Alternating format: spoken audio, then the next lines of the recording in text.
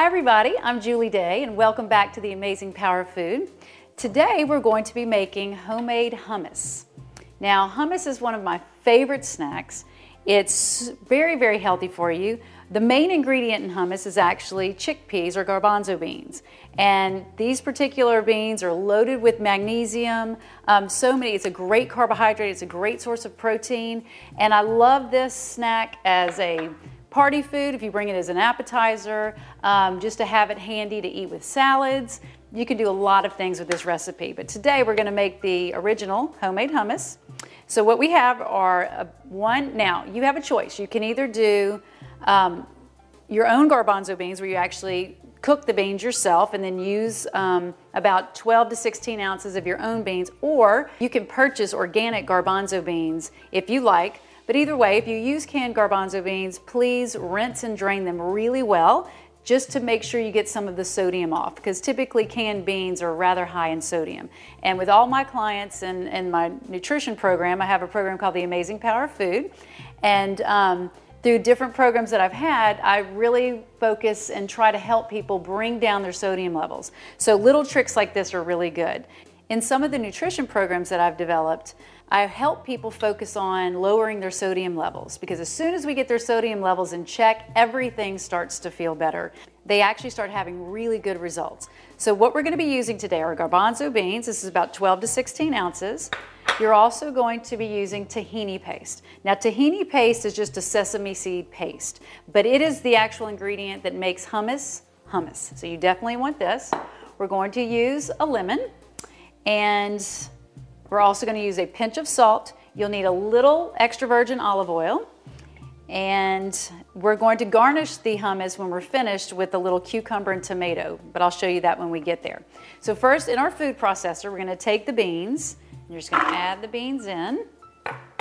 And you're going to need about 2 tablespoons of hummus. So I like to just kind of eyeball it because that's how I do it. It just makes it a little easier. We're just going to add in 2 big heaping tablespoons of tahini paste. There you go. It's a little sticky, but it's good. And tahini paste is also great in different recipes, like any kind of stir fry you might want to use. It has a little nutty flavor, so you can use it in lots of different recipes. And then we're going to take our lemon, and this is my favorite kitchen gadget, which is a citrus squeezer, a lemon squeezer. So what we're going to do is just cut our lemon in half. You place it in the squeezer, and then, now I like my hummus rather lemony. And if it's a little too much lemon, you may only want to stop at half, taste it, and add the other half later. But I like a lot of lemon, so I'm going to add both sides to this recipe. All right. It's that easy. No seeds, just the juice. I love it.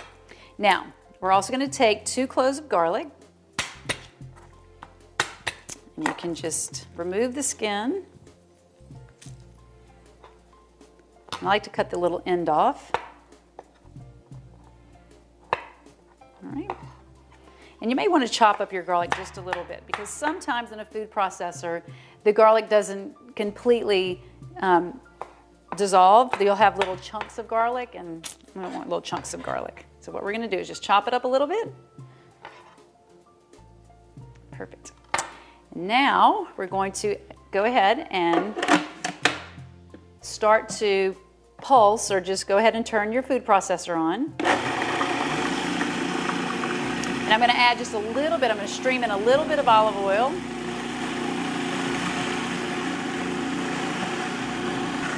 So we just added our oil, and now I'm going to add a little water, just a tiny bit, maybe about a teaspoon or a tablespoon,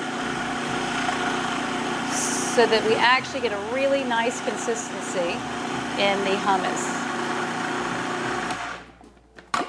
Looks perfect. Now, what I'm going to do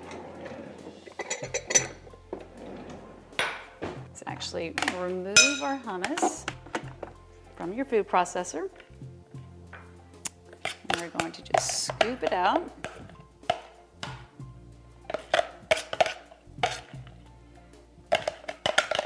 some people like to add a little extra virgin olive oil on top of their hummus before they serve it. I, though, like to do a different variation to this recipe. Put this to the side.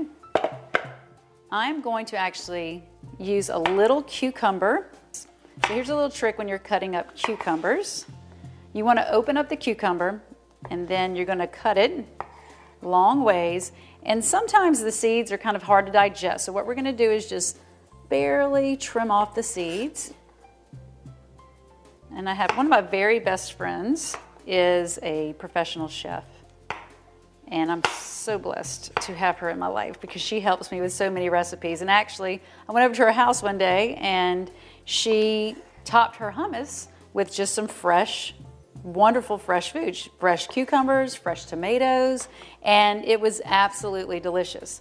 And sometimes you can actually even add a little feta cheese if you want to. But if you want to keep it a little lower fat, a little lower in sodium, you can go ahead and just add this as a little topper. So I'm going to go ahead. And one of her tricks that she taught me a long time ago was when you're doing any recipe and it involves any kind of chopping of any whole food, make sure it's all the same size. That way, when you actually take a bite, everything is even and equal and you get the right amount with each bite. So what I'm going to do is try my best to also cut up the tomatoes the same size. So I'm going to slice these.